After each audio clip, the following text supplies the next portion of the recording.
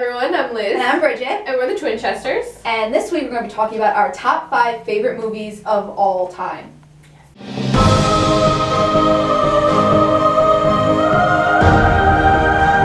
Number 5 for me is a movie called Benny and June.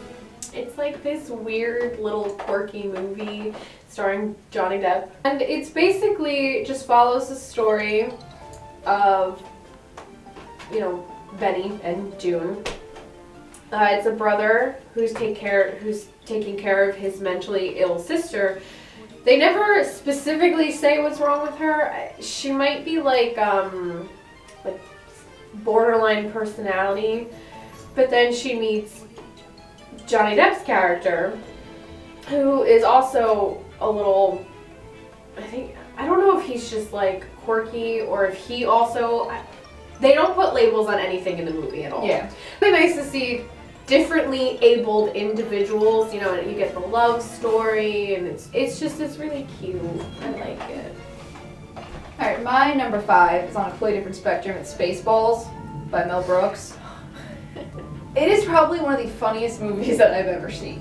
Like, I wasn't even, I have never seen Star Wars before seeing Spaceballs, but yet the humor, it was there. Like, you do not have to know Star Wars or anything about Star Wars to understand the premise of Spaceballs. It's pretty much a parody of Star Wars, and it's just so funny because they make fun of absolutely everything. Instead of, they have Dark Helmet instead of, Darth Vader, and they have Schwartz instead of Force, and yogurt instead of Yoda, and it's something that I grew up watching with my dad. And we can just walk around the house quoting that movie to each other. It's just too funny. I recommend definitely watching it. It's funny. Yeah. I didn't even think of that one. Number 4 for me is Now and Then. I love that movie. Yes. It's a great best friend movie. It's about this group of 4 girls who they're around 12 in the movie, and it's just their adventures over one summer. And it flashes forward to where they are now, and it's got a really, it's just such a good bonding movie. Yeah. Watch it with your best friend. It's really great. If you are familiar with the film Stand By Me, it's kind of like the girl version of that. Yeah, they go on an adventure one summer. Yeah, they're basically... My number 4 is Percy Being a Wallflower. And I saw the movie before reading the book, and it just, I don't know what it did to me. I needed to have this story in my life after watching this movie. It just takes you and shakes you, and it's look at real life. This is what real life is like. And just, if they had a different cast, the movie would have been absolutely terrible. But Logan Lerman, Emma Watson, Ezra Miller, they were absolutely brilliant. It's just this story about this kid's just first year of high school. Mm-hmm. And after he has just a terrible thing happen in his life, and it's just, I love it so much. So number 3 for me is another Johnny Depp film. It's What's Eating Gilbert, Grape. And I think it's one of the first big things that Leonardo DiCaprio did. It's his first big movie role. Yeah, and Leonardo DiCaprio plays Arnie, who's mentally handicapped. And then there's Gilbert, who's Johnny Depp. He's basically responsible for taking care of Arnie because you find out their father, hung himself in the basement, and the mother, in severe depression, has just gained a lot of weight. She's very large at this point in time, and Gilbert feels like he's stuck because, he's got his mom that he has to take care of, and he's really the only one that Arnie listens to.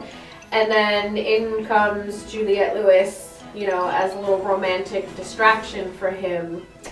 And she kind of just has this amazing outlook on life, kind of everything happens for a reason, it'll work out, just a very free spirit. And she basically brings out the best in Gilbert, gets him to realize that he will be able to move forward in life. He's not going to be stuck in that small town forever, that things will be okay.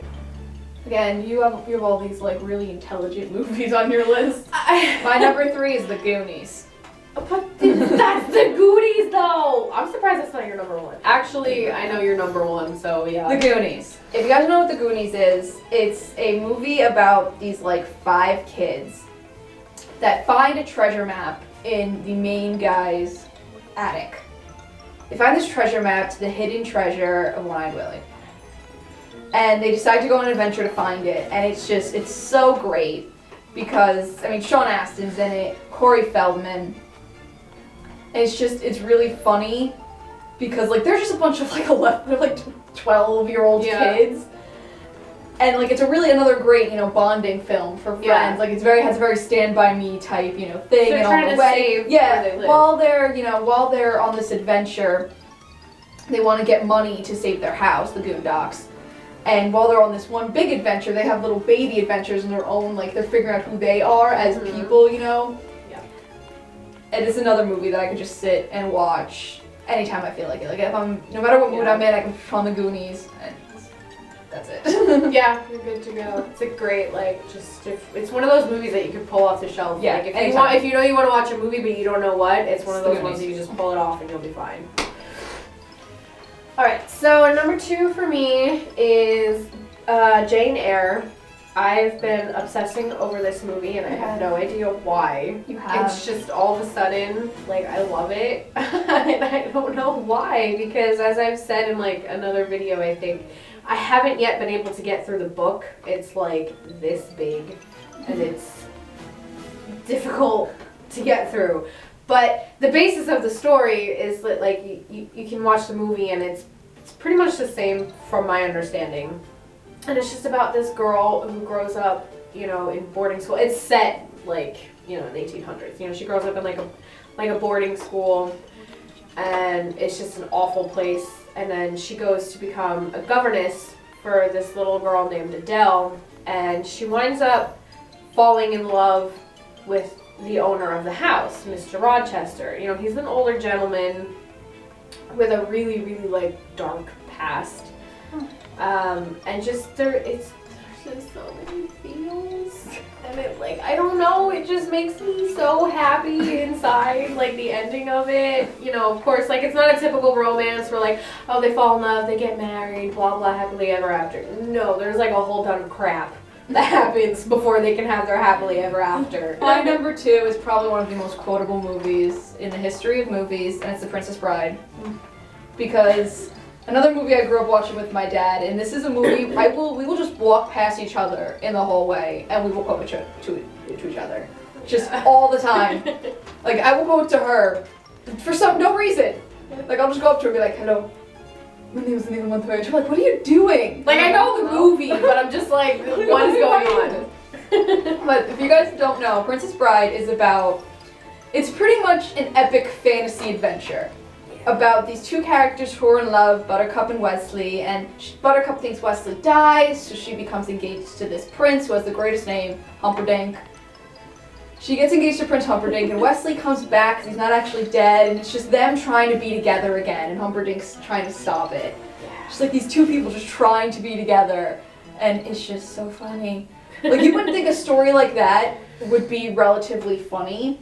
Oh, but it is. But it is so funny. Like, there's just little pieces that are just too funny. Like, that's why I said it's one of the most quotable movies, because there's so many little bits and pieces that you could say it to somebody and they'll know exactly what it's from. Yeah, well, there's also, like the characters have a moment of clarity, like, what the heck is going on right now? Like, like, some of the stuff they said, it's like as if they're self-aware. Yeah, it's definitely, like, that's another movie that I could just sit, and if I'm bored, I'm like, oh, I feel like watching a movie, I'll stick on The Princess Bride for an hour, I'll watch that, and I haven't seen it. Oh, very cool. What is your number 1? My number 1, and it's been my number 1 since, like, 7th grade, is Dead Poets Society.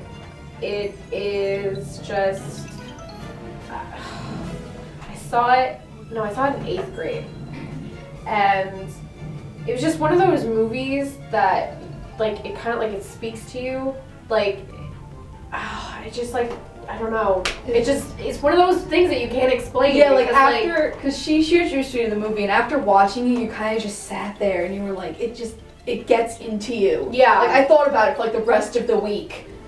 I was like, now I want to have an English, like, They're not even English. I'm just saying, like, no, having like a teacher. Oh, that, like an English teacher that just got his hooks into these kids and watched them grow as people.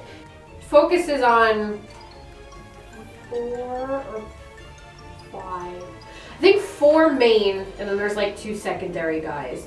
And they're at a boarding school, and each has their own backstory. You know, the 2 main guys, the main guy is living in the shadow of his brother, and then his best friend is like an only child, and his parents just expect everything from him. Like he's gonna be a doctor, and that's it. Like no, like he can't go any other way. But they have their own like really fun adventures. And then in pops Robin Williams. And Robin Williams is their English professor, and he basically goes in there and tears down the whole curriculum of the boarding school. He's like, this is not how you teach literature. You know, he's like, you're supposed to like feel it, you know, feel the words and just be empowered by them. And so it was poetry, like he was teaching them poetry. It wasn't even like really literature, it was just like the was poetry. Poetry. And he basically defies, you know, typical schooling. And really connects with those kids. Yes, he really connects with these kids and realizes that like they're being molded to think a certain way, and he wants to break that mold to get them to think for themselves and really realize who they are. And by the end they do. Yeah. Like our captain, my captain. Yes. It's so something happens, like a big thing happens, and Robin Williams winds up getting fired for it, even though it's not his fault, but they blame it on him. And you know, when he first meets the students, he jokingly says, "You can address me as Mr. Keating or Oh Captain, my Captain." So when that's a poem. Yes, it's part of the poem. So when he gets kicked out, you know, the students stand up on their desks and they're just saying, "Oh Captain, my Captain," and they basically salute him on his way out. And it just really makes you think. Yeah. I love it. On that really intelligent note, my number 1 movie is something I've been loving since I was probably like 3, and that is The Wizard of Oz. Because it is just a classic movie. Like, I literally have been watching it since I was 3 years old, and it was one of the first movies I quoted growing up, and I'd forced my parents to watch it all day, every day. And I don't know, like, looking back, I'm like, what grabbed me to this movie? You know, it's just about this girl who wants to go home. And like she meets all these different people, and it's just her finding out, you know, who she is. Yeah. And it's such a pretty movie. Like they don't make, like this movie's, by the time, when I was 3, this movie was like 40, 50 years old. It was made in like the 40s. Yeah, so I was, you know, say, in the 90s, it was like 50 years old at that point. And it still transcends. Yeah. You know, it's completely, like, kids that I've worked with in the past know the movie, love the movie, and they're, you know, 15 years younger than me. It's so innocent. So, it's like, yeah, that's the great thing. It's just about a girl who wants something more in her life. And when she gets it, she realizes it's not actually what she wanted. And what she wanted was what she had all along. And, like, this little journey of it. The one thing that I realized when I got older, that they changed the ending. In the book, Oz is a real place. Mm-hmm. Like, she gets dumped back on her front lawn and runs into the house. Oh. In the movie, they changed it as if it was all a dream, which made sense because they were never going to make the other books into movies. I don't think they had any plan to do that. But once I got older and I actually read the book, I was like, oh, Oz is a real place now. There's 14 book series about. Yeah, there's 14 book series about the land of Oz. Alright guys, we'd love to know what your top 5 favorite movies is in the comments down below. And don't forget to like and subscribe. We'll see you guys later. Bye. Bye.